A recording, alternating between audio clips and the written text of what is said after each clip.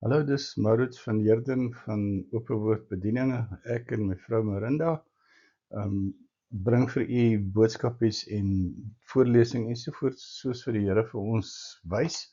So ons is nou al reeds by hoofstuk 7 van die boek Openbaring. So, kom ons kyk wat sê dit vandag en wat wil die Here vir ons leer. Ek wil net vir u sê dat die skrif aanhalings in die gedeeltes wat ons lees hier kom verkieslik uit die 1933-53 Afrikaanse vertaling. En ek verwys heel dikwels na die King James vertalings met die Strongs verwysingsnommers by. Om seker te maak dat ons 'n skerp omlynde beeld verkry, sal ek stop en die skrif ondersoek of verklaar sover dit binne my moontlike of binne my bereik is. Ons het nodig, as ons besig raak met die skrifte en veral die boek Openbaring, dat ons harte, ons verstand en ons ore tot beskikking van die Heilige Gees stel, want dit is die poorte waardeur die openbarings wat vervat is in die boek op ons harte geskryf kan word. En die Heilige Gees is die skrywer. Nou, ek glo dat die hele Bybel, van die wat die eerste woord in die Bybel is, tot in die Amen, die laaste ene in Openbaring, is deur God gegee, om ons ingelig te hou. En dit het baie meer vir ons te doen, wanneer ons op die plek kom en ons begin verstaan, wat die belangrikheid en die impak is, wat hierdie skrifte en hierdie inligting op ons lewe behoort te hê. En voor ons dan begin, vra ek, Here, sal U met ons spreek deur die Heilige Gees, en ons vra Here, dat U ons sal help, om ons harte op U gerig te hou. Help ons Vader om te hoor, wat die Gees in die gemeente sê.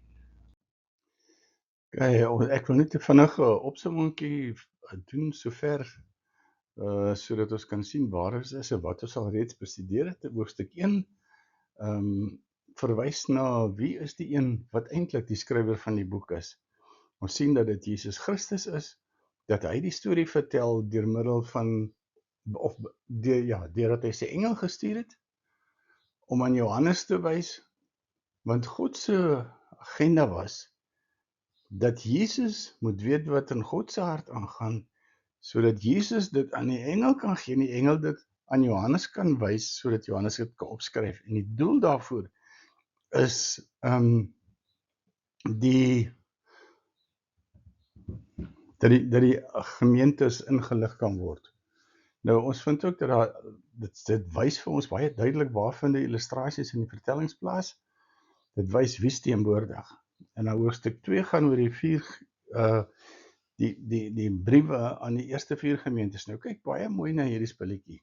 Jesus, die Heilige Gees en God die Vader wat op die troon sit, skryf hierdie briewe aan die eerste plek, die eerste 4, die gemeente in Efese, dan in Smyrna, dan Pergamus en Thyatira. En dan in hoofstuk 3, die boodskappe, die briewe aan Sardes, Philadelphia en Laodicea. Ekskuus tog. Die hoofstuk 4, onthou nou dat hoofstuk 3 is basies 'n afsluiting vereers oor die kerk se rol binne in Openbaring. Want die hoofstukke wat hiervandaan volg, word geskryf en is opgeteken, sodat die Israeliete en die kinders van God kan weet wat gaan gebeur. So hoofstuk 4 skryf hy op die wat is, wat hy heiliglik sien, met ander woorde. Hy skryf op wat was, die geskiedenis, en hy skryf op wat kom, wat profeties is. In hoofstuk 5 sien ons die boekrol in die regterhand van God wat verseël is met 7 seels, wat voorop en agterop beskryf is. Hoofstuk 6 is die oopmaak van die eerste 6 seels. Let daarop dat daar 7 seels is waarmee hierdie boekrol verseël is. Maar hier word 6 oopgemaak en is asof hier nou 'n verposing plaasvind. Want hoofstuk 6 beskryf net die oopmaak van die eerste 6 seels. Hoofstuk 7 vers 1 sê, en na hierdie ding het ek 4 engele op die 4 hoeke van die aarde sien staan, en hulle het die 4 winde van die aarde vasgehou, sodat geen wind sou waai op die aarde of op die see of teen enige boom nie. En ek het 'n ander engel sien opkom van die opgang van die son. Nou ons weet die son kom in die ooste op, sak in die weste, met die seël van die lewende God, en hy het met 'n groot stem geroep na die 4 engele aan wie dit gegee is om op die aarde en die see te beskadig. En gesê, moenie die aarde of die see of die bome beskadig, voordat ons die diensknegte van ons God op hulle voorhoofde verseël het nie. Ons moet kyk net hierna en onthou dat daar is nie oordeel of daar is nie vernietiging wat kom voordat daar nie 'n verseëling is van die diensknegte van God nie. Okay, en Openbaring 7:4 sê, en ek het die getal van die verseëldes gehoor. 144.000 verseëldes uit al die stamme van die kinders van Israel. Spesifiek Israeliete, uit die stam van Juda 12.000, uit die stam van Ruben 12.000, uit die stam van Gad 12.000 verseëldes, en uit die stam van Aser 12.000, uit die stam Naphtali 12.000, stam Manasse 12.000, uit die stam van Simeon 12.000, uit die stam van Levi 12.000, uit die stam van Isaskar 12.000 verseëldes, en uit die stam van Sebulon 12.000 verseëldes, uit die stam van Josef 12.000 verseëldes, uit die stam van Benjamin 12.000 verseëldes. Nou, ons moet net teruggaan hier na vers 6 toe. Vers 6 praat van Manasse. Nou ons weet dat Manasse is een van Josef se seuns. Hy ontvang 'n erfdeel hierso. Die ander gedeelte, wanneer ons gaan kyk na die geslagsregisters, dan vind ons uit dat Dan is nie hier ingesluit in die 12 stamme. Die naam van hom word glad nie genoem nie, en hier is in Openbaring, so dis aan die einde van die aarde se bestel in hierdie huidige era omtrent. Maar Manasse is net een van die 2 seuns van Josef. Nou toe Josef weg, of toe Israel terugkom in aanraking met Josef, toe sê hy maar, in die plek van Josef, wat hy op die stadium toe al reeds soort van afgeskryf het, amper asof dit nie moontlik gaan wees om hierdie verhouding te herstel nie. Hy het geweet Josef het gelewe eers nie. Toe het hy Manasse en Efraim, wat die nageslagte van Josef was, gevat en hulle ingesluit in die 12 apostels, of die 12 apostels, die 12 stamvaders. So, dan as ons dit nou lees, dan sien ons Dan is weg. Dan was die eerste een wat altare gebou het en afgodediens bedryf het onder die volk Israel, en daarom is hy uitgesluit uit die 12 stamme uit, of die erfdeel van die 12 stamme. En dan, wanneer hierdie skrifgie sê hierso, dit praat van die stam van Josef 12.000 verseëldes, maar Manasse is reeds genoem, beteken dit dan nou dat Manasse en Josef al 2 erfgename is? Nie regtig so nie, want kyk mense dit, dan sien jy Efraim word nie by name genoem onder die ander stamme van Israel nie.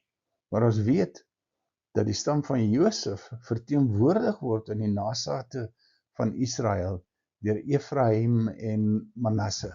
So, wanneer dit praat hier van die stam van Josef, dan sê dit effektief, dit behoort te wees, of behoort te gelees het, die stam van Efraim. Wat dieselfde is, asof hier die stam van Josef, wat die stamvader was van Efraim en Manasse. As jy hom vat en jy haal Manasse uit, wat bly oor? Efraim. So dis dieselfde ding wat heeltemal nie geseël word. Die ander gedeelte wat ek wil hê, ons moet net ons aandag ophou, is dat hierdie is niemand anders nie. Dit is nie mense wat nie Israeliete is nie. Die slegste Israeliete is hierdie 144.000. Jy moet kyk waar word hulle verseel, dis op die einde van die tye. OK, dis baie belangrik dat ons hierdie goeie gedagte hou. Ons sien uit die vorige gedeeltetjie tot by vers 8 oor die uitverkiesing van die stamme van Israel, dat daar nog 'n tweede groep mense is wat regtig teen die verkeerde boom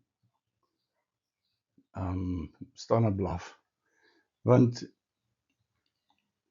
hier stuur God sy engel.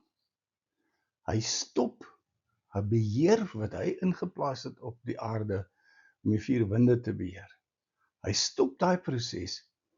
Hy gee hierdie engel kans om vir hom 'n uitverkore 144.000 te gaan verseël met sy stempel van waarmerk in wat hulle sertifiseer as oorspronklik. Wie is hulle? Hulle kom uit Israel uit, hulle is Jode. Hulle is nie ander nasies nie. Alright, kom ons lees Openbaring 7 vers 9. Na hierdie dinge, kyk mooi, nou is ons weer besig om te kyk na die ding. Ons kyk nou na 'n profetiese beeld wat nou gaan voortkom uit hierdie ding. Na hierdie dinge sê altyd, dit kyk na die profetiese aspekte. En kyk, daar was 'n groot menigte wat niemand kon tel nie. Tjoe. Uit alle nasies en stamme en volke en tale. Hulle het gestaan voor die troon en voor die lam, bekleed met wit klere en met palmtakke in hulle hande. Kyk baie mooi na hierdie beeld hier. Ek dink die belangrike ding is hierso dat ons besef, ons is nie eksklusief nie. Daar's nie 'n kleur wat eksklusief is nie, behalwe Israel. Ja, maar hulle is nie 'n kleur nie, hulle is 'n nasie en 'n stam en volk en taal. Daar's nie 'n stam behalwe uit Israel wat voordeel gaan tref en uniek is. Daar's nie volke nie en taal nie. Hulle staan almal was verteenwoordig voor die troon en voor die lam. Hulle is bekleed met wit klere en met palmtakke in hulle hande. Wat beteken? God het hulle uitgekies, God het hulle bekleed met wit klere, hulle sondes is weggewas. Ek is nie heeltemal seker omtrent die palmtakke nie, maar dit lyk vir my hierdie ouens kom selfs uit Hawaii uit en die tropiese eilande, want daar groei ons gewoonlik baie palmbome. Behalwe in Suid-Afrika natuurlik Pella met sy waar die dadels verbou word. Okay. Maar hier staan hierdie vreeslike magtige skare. En hulle het met 'n groot stem geroep en gesê: Heil aan ons God wat op die troon sit en aan die lam. Hulle vereer God die Vader, hulle vereer die lam van God. Hulle vereer nie persone wat hulle self voordoen as God nie, hulle vereer nie beelde wat mense aanbid asof dit God is nie. Hulle praat direk en hulle roep die heil aan God wat op die troon sit en aan die lam. Okay. En al die engele rondom die troon en die ouderlinge en die 4 lewende wesens gestaan en hulle het voor die troon op hulle aangesig neergeval en God aanbid en gesê amen. Kyk hier, dis die lof, die heerlikheid, die wysheid, danksegging, die eer, die krag en die sterkte aan ons God tot alle ewigheid.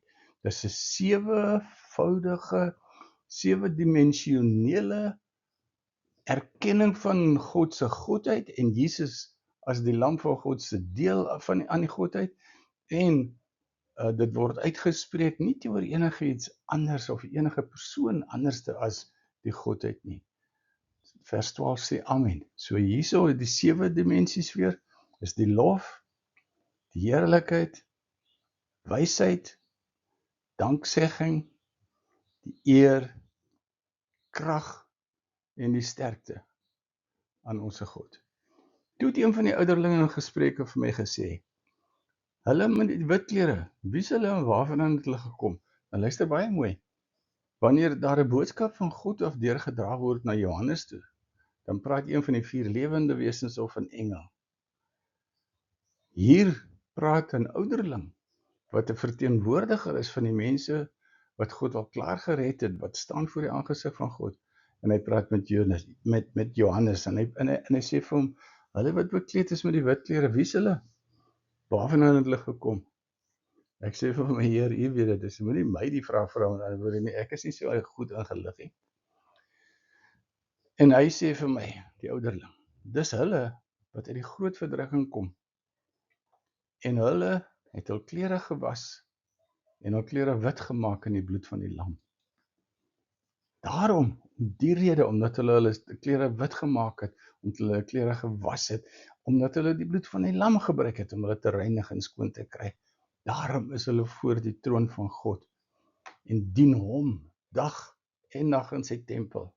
En hy wat op die troon sit, sal sy tent oor hulle oopspan. O Here, wat 'n wonderlike, pragtige beeld, dat God almagtig sy tent oor jou, oor my, oor elkeen wat God kies, sal oopspan.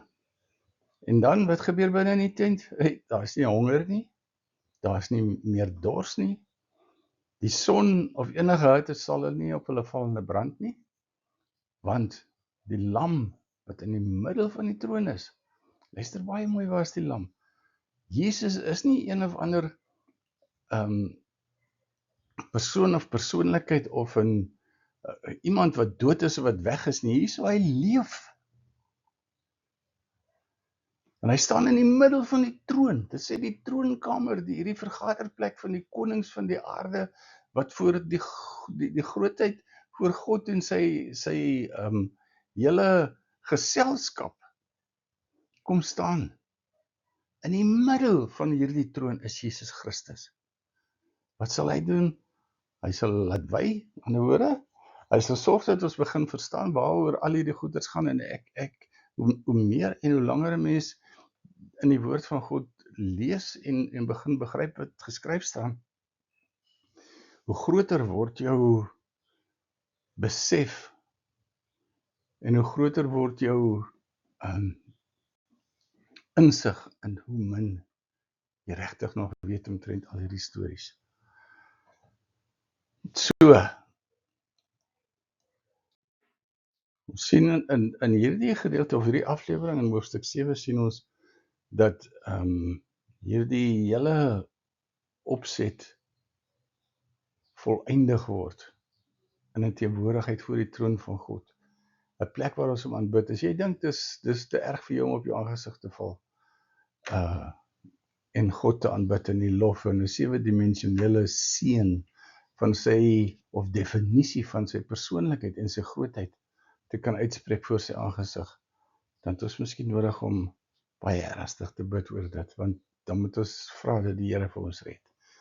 Kom ons bid saam. As jy kyk na hierdie gedeelte, as jy iets is wat jy oor hierdie lesing wil byvoeg, en ek hoor graag van jou, stuur 'n e-pos na openmywoord@gmail.com, openmywoord@gmail.com, en stuur jou insigte en wat ook al vir my, sodat ek ook kan verstaan soos wat jy verstaan, en dat ons 'n kollektiewe begrip ontwikkel wat groter is as dit wat ons dink ons weet. Okay. Vader, ons dankie dat U hierdie woorde sal vrugbaar maak in ons gees en in ons harte, en dat dit sal vermeerder en nie leeg na U toe sal terugkom nie. Prys en eer U naam. Amen.